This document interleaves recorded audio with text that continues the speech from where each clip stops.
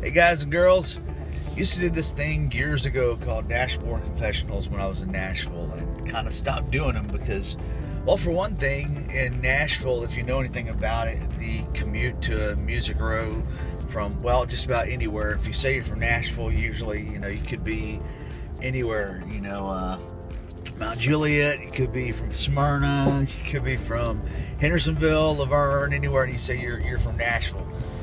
But anyway, anywhere you come from, the commute, especially on the interstates, is pretty deadly and brutal in the mornings.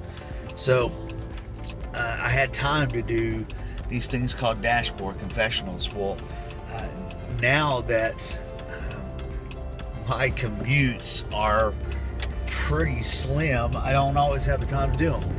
I thought, I'm going to take some time instead of riding like I used to, because I don't always have time to ride.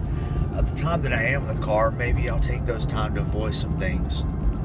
So here's something that I want to pass on to you guys, that whether you write songs or whether you lead songs, whether you pick songs for congregations, or whether you play songs in a band, because you guys are important to be able to back the philosophies, the leadership, and the vision of your lead pastor that may be helping to pick songs, or your worship pastor that may be picking songs, or music director too as well. So here's what I want to talk about today. There's a lot going on these days in worship forums and worship websites and non-worship websites that are just Christian websites that are talking about the lyrics and the content of the songs that we sing these days in churches. And at surface level, you'll look at it and you'll think, man, this is some good stuff that we need to be paying attention to, because they'll tell you that. So it's got to be good stuff, right? Things about, are we theologically rich? Are we theologically too rich? Do we use too much repetition? Do we not use enough repetition? It depends on what side of the fence you're on all these songs. But the critical focus of most of these articles is about the songs themselves. It's Good Father, too much of a repetition. It's What a Beautiful Name It Is, theologically sound, because, well, after all, did God want heaven without us? And did he sin? Anyway, I'm confused. Bottom line is this. I want to share with you an example of something that I've personally heard along these arguments, and tell you why most of the times it comes from a place that we don't really truly understand ourselves when we speak it. I was asked to speak at a conference of sorts one time. This particular conference dealt with transitioning from traditional church to modern church, but the church that the things were being held at had a very modern-esque, but still doing very traditional liturgical things within it. They were still doing hymns, in particular this day.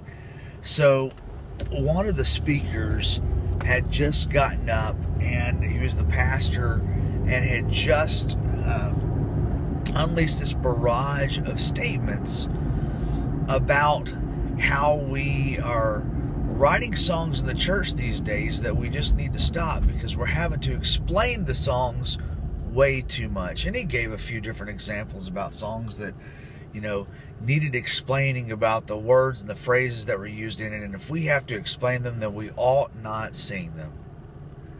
Now, we're going to sing a couple of songs and do next session or something. I don't remember how the verbiage was. But the next two songs right in a row. Bring forth the royal diadem. Wait a minute. Here I raise my Ebenezer. Wait a minute.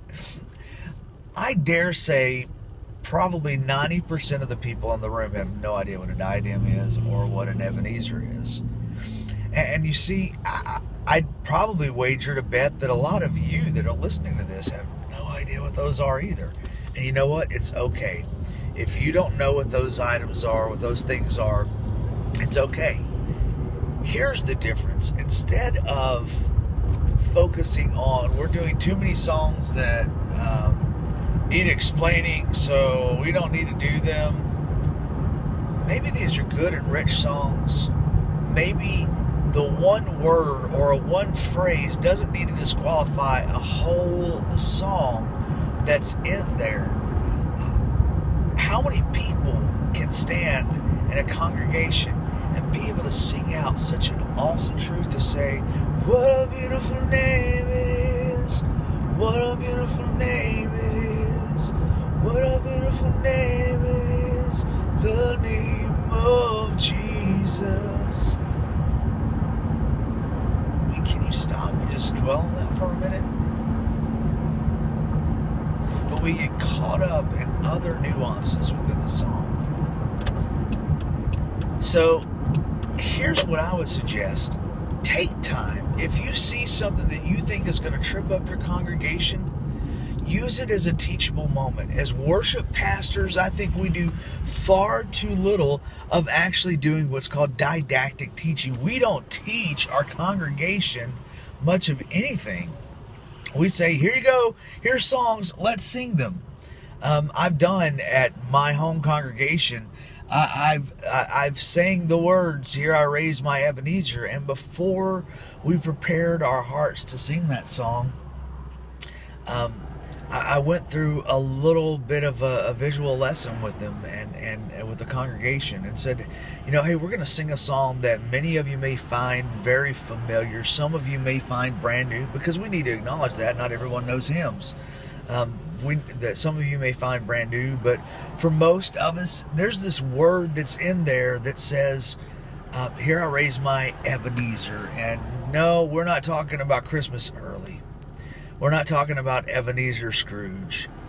And then I went on to talk about what an Ebenezer means. And by the time that we were done, and if you're interested in that, we can do a whole other lesson about what an Ebenezer means.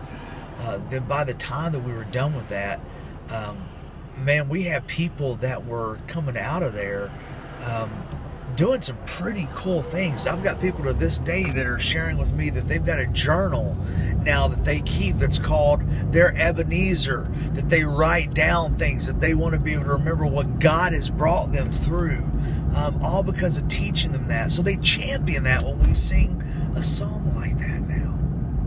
We need to do a far better job of teaching songs, of teaching the meanings behind it, instead of spending time bashing our brothers and sisters that are writing songs that God has downloaded into them on social media and on our websites. Be encouraged today.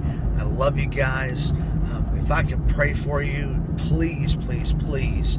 I mean this. I get prayers all the time from people during devotional newsletters that we send out, and articles that we send out, and even from these videos. My personal email address is jason@WeLeadWorship.net. If there's something that I can pray for you about, would you please let me know, and I would personally covet the opportunity to pray for you. Love you guys. Have a blessed day.